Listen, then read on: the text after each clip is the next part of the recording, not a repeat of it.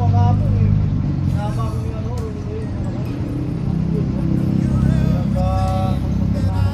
sinama ko yung ano, kaya ako nakataya. Wala rin nangyari. Lumabas yung number ko. Hindi ako makakataya, nandun ako sa pagkakulit ng kapo. Dito ko pa rin. Alas 5 lumabas, wala ka na yun. Doon na ako nun. 4:30 kami lumabas eh, malis eh. Wala ito pa rin ko eh. Tapos 4:30 kami malis. Wala na.